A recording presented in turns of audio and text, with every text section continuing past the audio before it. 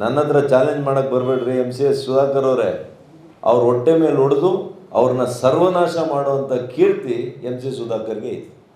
ಎಲ್ಲ ತೆಗಿತೀನಿ. ಅವ್ರು ಹೇಳಿದಾರಲ್ಲ ದಾಖಲೆ ಕೊಡಲಿ ಅಂತ, ಅಂಕಿ ಅಂಶ ಸಮೇತ ಇಡ್ತೀನಿ. ನಿಮ್ಮ ಮುಖವಾಡ ಕಳಿಸುವಂಥ ದಿನಗಳಿದೆ, ತೋರಿಸ್ತೀನಿ ಜಿಲ್ಲೆಯ ಜನರಿಗೆ ನಿಮ್ಮ ಮುಖವಾಡ. ಸಾಧನೆ ಮಾಡಿದ್ದಾರೆ ಅಂತ ಪಟ್ಟಿ ಮಾಡೋಕ್ಕೆ ಹೇಳಿ, ನಾನು ಪಟ್ಟಿ ಮಾಡಿ ನಾನು ಅವ್ರಿಗೆ ಹೇಳ್ತೀನಿ.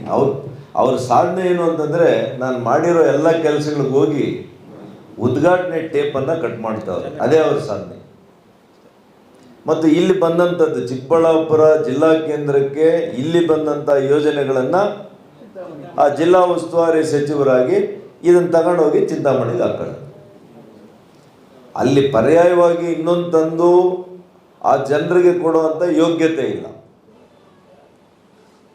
ಹಿಂಗಾಗಿತ್ತು. ಯಾವಾಗಾದರೂ ಟ್ರಾಮಾ ಸೆಂಟರ್ ಬಂದಿತ್ತು. ಟ್ರಾಮಾ ಸೆಂಟರ್ NH ಅಲ್ಲಿದ್ದಂಥ ಆಸ್ಪತ್ರೆದು ತಗೊಂಡೋಗಿ ಚಿಂತಾಮಣಿಗೆ ಹಾಕ್ತಾರೆ.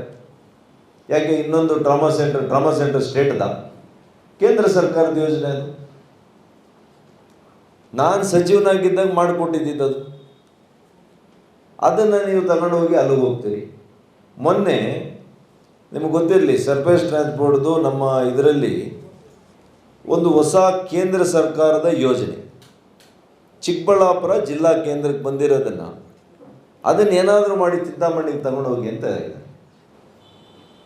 ಹಾಗಾಗಿ ಪಾಪ ಅವ್ರೇನು ಜಾಸ್ತಿ, ಅವರು ಸಾಧನೆ ಏನು ಮಾಡೋರು ಅಂದರೆ, ಆ ರೈತರ ಜಮೀನುಗಳು, ಫಲವತ್ತಾಗಿರುವಂಥ ಜಮೀನುಗಳು ಏನು ಅವರು ಶತಮಾನಗಳಿಂದ ಉಳಿಸ್ಕೊಂಡು ಅವರ ಜೀವನ, ಅವರ ಬದುಕು, ಅವರ ಭವಿಷ್ಯ ಇಷ್ಟನ್ನು ಮಾಡ್ಕೊಂಡು ಬಂದಂಥ ರೈತರನ್ನೇ ಅವ್ರ ಹೊಟ್ಟೆ ಮೇಲೆ ಹೊಡೆದು ಅವ್ರನ್ನ ಸರ್ವನಾಶ ಮಾಡುವಂಥ ಕೀರ್ತಿ MC ಸುಧಾಕರ್ಗೆ ಇದೆ.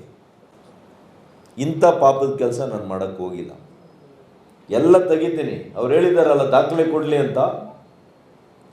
ಯಾವ್ಯಾವ ಜಮೀನುಗಳನ್ನು ಬಿಟ್ಟಿದ್ದಾರೆ, ಯಾವ್ಯಾವ ಜಮೀನುಗಳನ್ನು ಇವರ ಬೇನಾಮಿ ಅಕೌಂಟ್ಸಲ್ಲಿ ಇವರು ಸಬ್ ರಿಜಿಸ್ಟ್ರಾರ್ ಹತ್ರ ಚಿಂತಾಮಣಿಗೆ ಹೋಗಿ ಅಗ್ರಿಮೆಂಟ್ಸ್ ಮಾಡ್ಕೊಂಡಿದ್ದಾರೆ, ಅಂಕಿ ಅಂಶ ಸಮೇತ ಇಡ್ತೀನಿ. ನನ್ನ ಹತ್ರ ಚಾಲೆಂಜ್ ಮಾಡಕ್ಕೆ ಬರಬೇಡ್ರಿ MCS ಸುಧಾಕರ್ ಅವರೇ. ನಿಮ್ಮ ಮುಖವಾಡ ಕಳಿಸುವಂಥ ದಿನಗಳಿದೆ, ತೋರಿಸ್ತೀನಿ ಜಿಲ್ಲೆಯ ಜನರಿಗೆ ನಿಮ್ಮ ಮುಖವಾಡ. ಸಾಕೋಟೆ ಕಾರ್ವೋ ವಾಟರ್ ಪ್ಯೂರಿಫೈರ್ಸ್ ಅಂತ ಹೇಳ್ಬಿಟ್ಟು ಹೋಲ್ಸೇಲ್ ದರದಲ್ಲಿ ಚಿಕ್ಕಬಳ್ಳಾಪುರದಲ್ಲಿ ಪ್ರಪ್ರಥಮ ಬಾರಿಗೆ 5,500ಕ್ಕೆ ವಾಟರ್ ಪ್ಯೂರಿಫೈರ್ ಲಭ್ಯ ಇದೆ. 5,500 ಇಲ್ಲಿ ನಮ್ಮ ಅಂಗಡಿಯಲ್ಲಿ RO UV UF TDS ಖಾಲಿ 5,500ಕ್ಕೆ ಬರುತ್ತೆ. ನಮ್ಮ ಅಂಗಡಿಯಲ್ಲಿ ಬನ್ನಿ. ನಮ್ಮ ಲೊಕೇಶನ್ ಬಂದು ಸಾಕೋಟೆಕ್ ಕೆನರಾ ಬ್ಯಾಂಕ್ ಆಪೋಸಿಟ್ ಅಲ್ಲಿ ಆಂಬೂರ್ ದಮ್ ಬಿರಿಯಾನಿ ಪಕ್ಕದ ರೋಡ್ ಅಲ್ಲಿ 2ನೇ ಅಂಗಡಿ ಬರುತ್ತೆ.